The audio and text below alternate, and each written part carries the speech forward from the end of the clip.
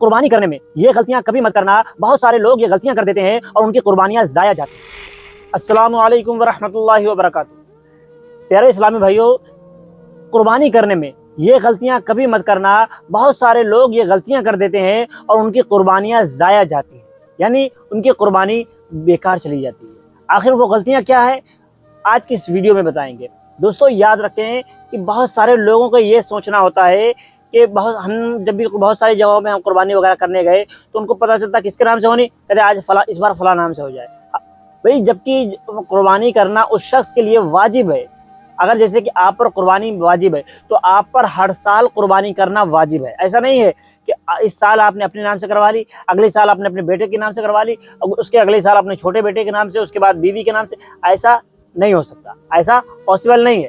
آپ کو کرنا کیا ہے، اگر آپ کے نام سے قربانی ہونی ہے، آپ صاحب استطاعت ہیں، آپ گھر کے مالک ہیں، مکھیا آپ ہیں، تو قربانی آپ کے نام پر ہی واجب ہے اور آپ کے نام سے ہر سال ہونی ضروری ہے۔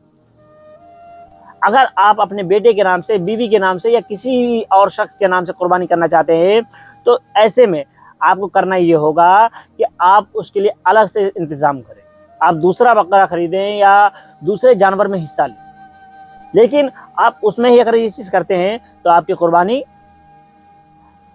آپ کا جو آپ کا واجب ہے وہ ادا نہیں ہوا ہے۔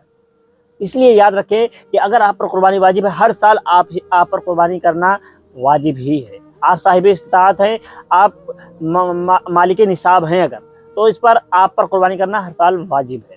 اور اسی طرح سے بہت سارے لوگ یہ سوچتے ہیں کہ بہت سارے لوگ پہلے ان کے پاس گنجائش نہیں تھی، جب پہلا بکرا کروا رہے ہوتے ہیں تو وہ سوچتے ہیں کہ پہلی قربانی رسول اللہ صلی اللہ علیہ وسلم کے نام پر کروانا ضروری ہے۔ تو میرے بھائی ایسا نہیں ہے۔ اگر ہم نے پہلے بھی آپ کو بتایا کہ اگر آپ کے پاس گنجائش ہے، اگر آپ ایک سے زائد کی گنجائش رکھتے ہیں تو آپ ایک بکرا اپنے نام سے کروا لیں، دوسرا حضور صلی اللہ علیہ وسلم کے نام سے کروا لیں، یہ آپ کے حق میں بہتر ہے۔ لیکن اگر آپ گنجائش نہیں رکھتے ہیں، آپ میں اتنی گنجائش نہیں کہ آپ 2 کروا سکیں، تو آپ اپنے نام سے کروائیں، کیونکہ اگر آپ اپنے نام سے نہیں کروائیں گے، آپ صاحب استطاعت ہیں اور آپ نے اپنے نام سے قربانی نہیں کی، تو یہاں پر آپ کا واجب ترک ہوگا، آپ گنہگار ہوں گے۔ اور اگر آپ نے رسول اللہ صلی اللہ علیہ وسلم کے نام سے نہیں کروائی تو اس میں آپ پر کوئی مذائقہ نہیں، کیوں؟ آپ کے پاس استطاعت نہیں تھی۔ اگر آپ کے پاس 2 کی استطاعت ہے تو آپ حضور صلی اللہ علیہ وسلم کے نام پر بھی کروا سکتے ہیں، لیکن پہلے آپ اپنے نام سے کروائیں۔ کیوں؟ کیونکہ آپ پر واجب ہے، آپ پر ضروری ہے۔ اگر آپ واجب چھوڑیں گے تو آپ گنہگار ہوں گے۔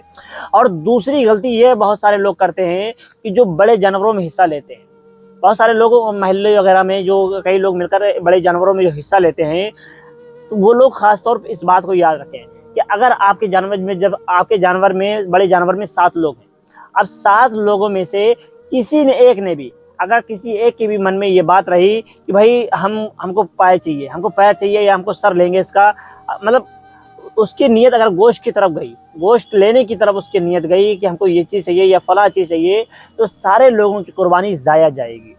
تو اس لیے یاد رکھیں کہ جب بھی بڑے جانوروں میں حصہ لیں تو یہ چیز کا خاص طور پہ خیال رکھیں کہ ان میں سے کوئی بھی شخص ایسا تو نہیں ہے جس کی نیت قربانی کی نہ ہو کر صرف گوشت کی طرف مائل ہوتی ہو۔